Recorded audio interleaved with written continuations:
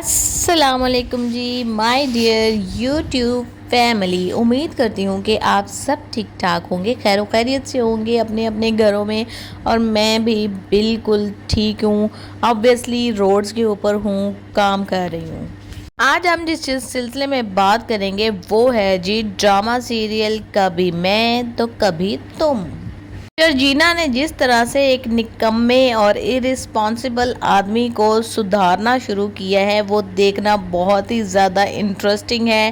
اور فہد مصطفیٰ یعنی کہ مصطفیٰ کی جو ایکٹنگ ہے کمال ہے، بالکل ینگ لگ رہے ہیں وہ اس ڈرامہ سیریل کے اندر، اور جس طریقے سے وہ آج کل عدیل کی باتیں سن کر بیئر کر رہا ہے، وہ کہہ سکتا تھا اس کو کہ بھائی جب تم نہیں تھے، جب تم اپنا ہنی مون پیریڈ منا رہے تھے فون بند کر کے، تب میں نے ہی سارا خرچہ کیا ہے، تب میں نے ہی والد صاحب کو سنبھالا ہے، ایک آواز پہ ان کی میں اٹھ کر آ جاتا ہوں، اور اب تم آگے اور تم مجھے کہہ رہے ہو جی کہ تم نے کون سے ہاسپٹل میں ایڈمٹ کروا دیا، اتنے دنوں سے تم کہاں تھے۔ لیکن بہت ہی معصومانہ ایکٹنگ کر رہا ہے، چھوٹا بھائی ہونے کی حیثیت سے اس نے بالکل زبان بند کی ہوئی ہے اور خاموشی سے اپنی انسلٹ کو برداشت کرتا چلا آ رہا ہے، اور والدین نے بھی طوطے کی طرح آنکھیں پھیر لی ہیں۔ پہلے والد تو یہی کہتے تھے بڑے غیرت مند ہوں میں، اور یہ ہوں تو وہ ہوں، تو بھائی آپ اس کو بھی تو ایکنالج کریں نا، اس بچے کو بھی ایکنالج کریں کہ کس طریقے سے وہ آپ کی ایک آواز پہ بھاگا چلا آتا تھا۔ لیکن بس یہ دکھایا گیا ہے یہاں پر کہ جو بیٹا امیر ہوتا ہے نا، جو اولاد انسان کی امیر ہوتی ہے، اس کی طرف والدین کا رجحان جو ہے نا، جھکاؤ جو ہے، وہ ایک قدرتی عمل ہے۔ کیونکہ اگر ہم اس چیز کو جسٹیفائی بھی کریں نا تو واقعی یہ ایک دلیل ہے کہ آج کل کے اتنے زیادہ مہنگائی کے دور میں ظاہر سی بات ہے ایک غریب بچہ اپنے والدین کی اتنے اچھے طریقے سے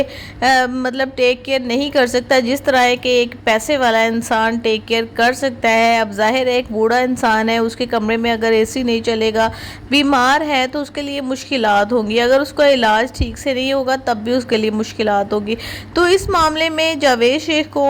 افتخار صاحب کو ہم کر سکتے ہیں ہم جسٹیفائی کہ اس نے جو ہے نا اس چیز کو ایکسیپٹ کر لیا ہے کہ یہ بھی میرا بیٹا ہے اور یہ بھی میری کیئر کرتا ہے۔